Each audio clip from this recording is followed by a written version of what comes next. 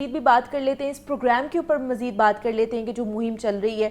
Doctor Samra اس وقت ہمارے ساتھ اسٹوڈیوز میں موجود ہیں، ڈائریکٹر ہیں ای پی آئی پروگرام کی۔ تو ڈاکٹر سمرہ آپ کو ویلکم کہتے ہیں جاگو لاہور میں، کیسی ہیں آپ؟ ٹھیک ٹھاک ہیں؟ جی بالکل ٹھیک، thank you for inviting. Doctor Samra, یہ جو حفاظتی ٹیکوں کی جو ویکسین ہے یہاں پر لگوائے جاتے ہیں، ہر بچے کے لیے کتنا ضروری ہے اور کیوں ضروری ہے؟ تھوڑا سا آگاہ کر دیں، بیکاز پتہ سب کو ہے لیکن پھر بھی نگلیکٹ کر دیتے ہیں۔ جی بہت شکریہ، کیونکہ میزلس کا پتہ سب کو ہے، اسی لیے کہ یہ روٹین امیونائزیشن کے اسکیجول کا حصہ ہے۔ ہم 2 انجیکشن لگاتے ہیں، ایک 9 مہینے کی عمر میں اور ایک 15 ماہ کی عمر میں، جو کہ روٹین میں لگ رہے ہوتے ہیں۔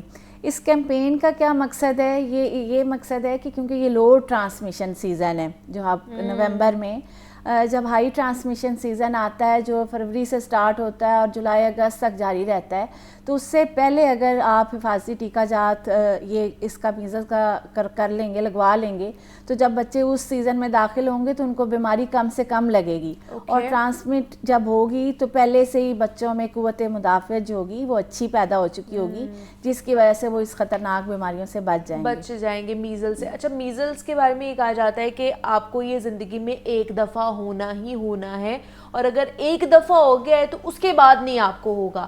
واقعی یہ درست اپروچ ہے؟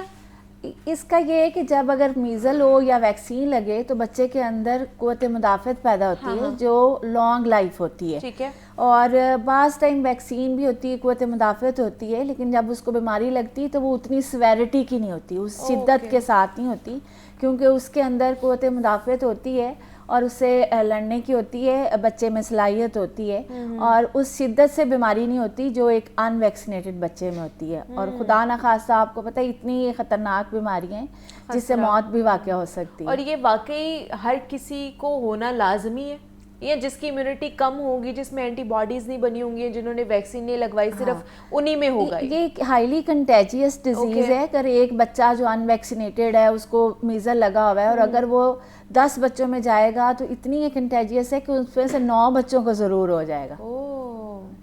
ٹھیک ہے، کہ اس سے بچنا بھی بڑا ضروری ہے پھر ہمیں۔ اسی وجہ سے ہم دیکھتے تھے نا زمانے میں ایک نمبر کو ابھی بھی جس کو ہوتا تھا خسرہ اس کو گھر میں رکھ لیتے تھے، اس کو اس روم میں آئسولیٹ کر کے پیک کر دیتے تھے، پھر اے سی وغیرہ کی بڑی ضرورت پڑتی تھی، تو وہ چاہ کے اس کو شدت میں گرمی بڑی لگتی تھی، ایچنگ بہت زیادہ، خارش بہت زیادہ اور آپ کو ہوتی پتہ ہے کہ یہ ایک ریسپریٹری ڈیزیز ہے، اس سے نمونیا بھی ہو سکتا ہے، چیسٹ انفیکشن بھی ہو سکتا ہے، ہائی فیور بھی ہو سکتا ہے، جس کی وجہ سے پھر اس کی جو اموات ہے وہ ہو سکتا ہے، چونکہ ہوتا ہے چھوٹے بچوں کو نا، چونکہ وہ کیری کرتے ہیں جلدی جو وائرس بیکٹیریا ہوتا ہے، پھر امیونٹی لو ہوتی ہے، تو اس وجہ سے تو والدین سے ہماری بھی، جس نے ڈاکٹر سمرہ صاحبہ کہہ رہی ہیں کہ پنجاب گورنمنٹ کی، سیکرٹری صاحبہ کی، وزیر اعلیٰ پنجاب کی، خواجہ عمران نذیر صاحب کی، یہی ہے کہ جب آپ کو اب گھر کی دہلیز پہ آ کے عوام لگوا رہی ہے تو آپ ان کے ساتھ اچھا بیہیو کریں اور لگوائیں۔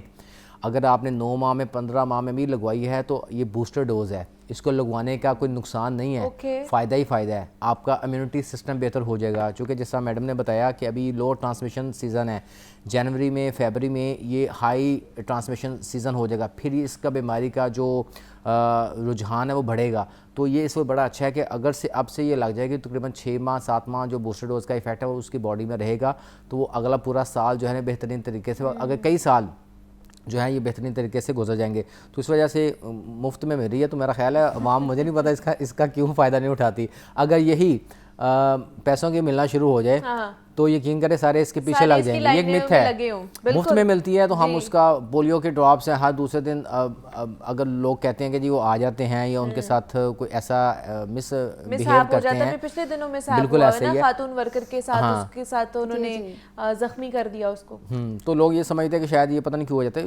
یہ جو ابھی معاملہ ہو رہا ہے تو ہم خوش قسمت کنٹری ہے کہ ہمیں ڈونیشنز آ رہی ہیں، جو جتنے بھی ڈونر ایجنسیز ہمارے ساتھ تعاون کر رہے ہیں، پنجاب گورنمنٹ بھی کر رہی ہیں، تو ان چیزوں سے ہمیں مستفید ہونا چاہیے۔ آلریڈی ہمارے ڈیزیزز کا اتنا برڈن ہے، اگر ہمارے بچے بھی ان بیماریوں میں مبتلا ہو گئے تو پھر تو ہمارا جو سوشو اکنامک سسٹم ہے تو بہت زیادہ ڈیمیج ہو جائے گا۔ اس میں تھوڑی سی اور کلیئرٹی دے دوں آپ کے پروگرام کے تھرو کہ پوری فری بھی نہیں ہوتی ہے، ویکسین میں گورنمنٹ آف پنجاب جو ہے بہت زیادہ کنٹریبیوٹ کرتی ہے، اور اس میں بہت عوام کے لیے تو یہ فری آف کاسٹ ہے، وہ بات کریں کہ ان کی ایک بھی پیسہ نہیں لگنا ہے۔ ہاں، لیکن یہ کہ گورنمنٹ سارا ڈونر کا پیسہ نہیں ہے، گورنمنٹ آف پنجاب بھی اس میں کنٹریبیوٹ کرتی ہے، اور ہماری جو روٹین کی ویکسین ہے اس میں تقریباً 50% کنٹریبیوشن جو ہے گورنمنٹ آف پنجاب کا ہے، تو اس میں اپنے بچوں کو بچانے کے لیے گورنمنٹ بھی پیسے خرچ کرتی ہے. بالکل ہے، کرنا بھی چاہیے، ان کی بھی ایک ذمہ داری بنتی ہے یہ عوام کی طرف. اچھا دوسرا ڈاکٹر سمرہ یہ بھی تھوڑا سا کلیئر کر دیں ہمیں کہ اگر ایک دفعہ بچے کو خسرہ نکلا ہے، میزلز ہو گیا ہے، تو کیا اس کے بعد بھی اس کو بوسٹر یا پھر ویکسینیشن کرانی چاہیے؟ جی بالکل، دیکھیں جیسے خسرہ ایک عام بیماری ہے، نزلہ زکام ہوا، بخار ہوا، ریش ہوئی، آنکھوں کا سرخ ہونا ہوا، وہ خود ہی بچہ ٹھیک ہو جاتا ہے. لیکن اصل مسئلہ تب ہوتا ہے جب اگر اس میں پیچیدگیاں سٹارٹ ہوتی ہیں، اور پیچیدگیاں اکثر انہی بچوں میں زیادہ ہوتی ہیں جو ان ویکسینیٹڈ ہوتے ہیں یا ان کے اندر امیونائزیشن یا قوت مدافعت کا جو لیول ہے وہ تھوڑا کم ہوتا ہے، اور اس میں پیچیدگیاں جو ہیں وہ شدت اختیار کر جاتی ہیں. جیسے ڈاکٹر صاحب نے بتایا نمونیا ہو سکتا ہے ان کو، دماغ کی جھلیوں کی سوجن ہو سکتی ہے، اس طرح ڈائریا ہوتا ہے. اور یوزلی ہمارے لوگ کیا کرتے ہیں، کیونکہ اس کو بخار ہوتا ہے تو آپ کو پتہ ہے کہ اس کو بہت زیادہ کپڑوں میں لپیٹ دیا جاتا ہے. جب کپڑوں میں لپیٹ دیتے ہیں پھر اس کو پانی بھی کم دیتے ہیں تو وہ ڈائریا کے ساتھ ڈی ہائیڈریشن بھی ہو جاتی ہے. پانی کی جب کمی ہوتی ہے تو اس سے بچے کی موت واقع ہو جاتی ہے. تو ان چیزوں کا بھی دھیان رکھنا چاہیے اور دیکھنا چاہیے کہ فوراً اگر بچے کو بخار ہو رہا ہے اور اس کو یا وہ ریشز ٹائپ جو اگر اس کو نظر آ رہے ہیں آپ کو اس کے باڈی کے اوپر، تو آپ یہ سمجھ لیں کہ اب اس کو ڈاکٹر کی ضرورت ہے اور آپ کی بھی توجہ کی ضرورت ہے. اچھا خسرے کے ساتھ روبیلا کا بھی نام ہم بہت زیادہ سن رہے ہیں، اس کا بھی تھوڑا بتائیے یہ کس طرح کی بیماری ہے؟ بالکل، روبیلا کی بہت اویئرنیس کی ضرورت ہے. کافی لوگوں کو روبیلا کا اتنا اچھا نہیں پتا، کیونکہ روبیلا اکثر جو ہے وہ بڑا مائلڈ سا انفیکشن ہوتا ہے. اس کو آپ جرمن میزلز بھی کہتے ہیں، کیونکہ ایک جرمن سائنٹسٹ نے اس کو تشخیص سب سے پہلے کی تھی، تو اس کو جرمن میزلز یا جرمن خسرہ بھی کہہ سکتے ہیں. اس کا جو سب سے خطرناک چیز یہ ہے کہ اگر یہ حاملہ کو ہو جائے تو اس کے فرسٹ ٹرائیمیسٹر میں اسپیشلی اگر ہو تو بہت زیادہ چانسز ہیں کہ اس کے ہونے والے بچے کو جو ہے وہ بہت سی کنجینیٹل ڈیزیزز ہو سکتی ہیں. جیسے کنجینیٹل ہارٹ ڈیزیز ہو سکتی ہے، اس کی انٹلیکچوئل ڈسیبلٹیز ہو سکتی ہیں، وہ ذہنی طور پہ تھوڑا معذور ہو سکتا ہے، اور اس کے ساتھ ساتھ جو ہے آپ کی بلائنڈنس ہو سکتی ہے. اس کے علاوہ ہیئرنگ لاس ہو سکتا ہے. تو یہ ساری کمپلیکیشن جو ہیں آپ سوچ سکتے ہیں کہ ایسے بچے کے ساتھ کیسے ماں باپ رہتے ہوں گے اور وہ کس مزری کا شکار ہوں گے، اور ان کے لیے ایک زندگی جو ہے وہ اس عام روٹین میں اس کو کیسے بچے کو لے کے چلنا کتنا مشکل ہوگا، جو کہ ایک صرف ویکسین سے پریونٹ ہو سکتا ہے. اچھا تو اس یہ روبیلا اور جو خسرہ ہے دونوں ایک ہی جیسے اس کے سائنس اور سمٹمز ہیں یا ڈفرینٹ ہے؟ اس میں بھی نزلہ زکام ہوتا ہے لیکن یہ مائلڈ ہوتا ہے اور جوائنٹ پین ہو سکتی ہیں. اس میں بھی ریش ہوتی ہے. خسرہ میں ہائی گریڈ فیور زیادہ ہوتا ہے اور اس میں کوپلک اسپاٹ بھی ایک ہوتا ہے. اگر آپ منہ کھولیں گے تو اندر میوکوزا میں آپ کو نظر آ جاتا ہے، جو اسپیشلی ڈاکٹرز جو ہیں وہ اس کو بغیر ٹیسٹ کے بھی آئیڈینٹیفائی کر لیتے ہیں، اس کی ڈائگنوسس بنا لیتے ہیں اگر وہ اس کو دیکھیں.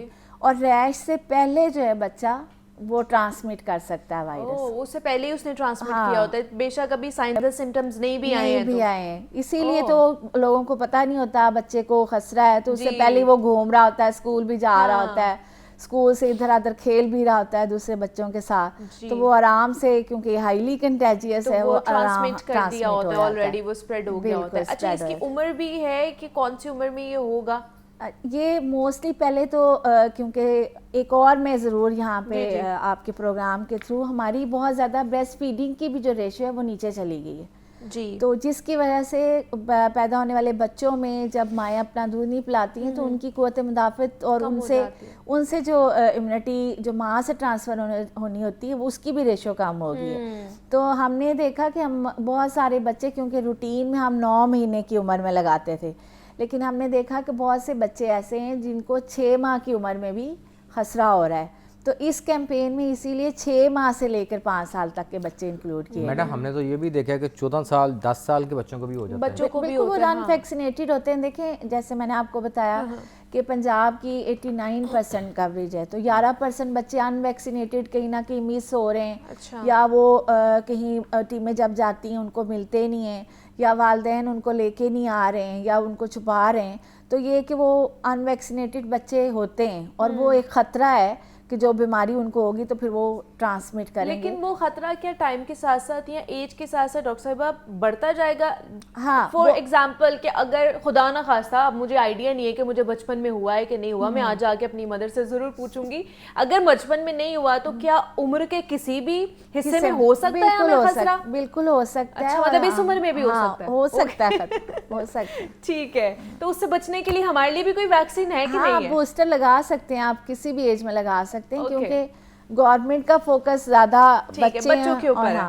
ٹھیک ہے جی. محمد بلال ہمارے ساتھ موجود تھے اور ڈاکٹر سمرا ڈائریکٹر ای پی آئی ہیں، انہوں نے ہمیں آج جوائن کیا تھا. Doctor Samra thank you so مچ کہ آپ آئی. محمد بلال تھینک یو آپ بھی آئے. اور ہم ای پی آئی پروگرام کے حوالے سے بات کر رہے تھے، ویکسینیشن کے حوالے سے بات کر رہے تھے. بریک لیتے ہیں، ملتے ہیں اس بریک کے بعد.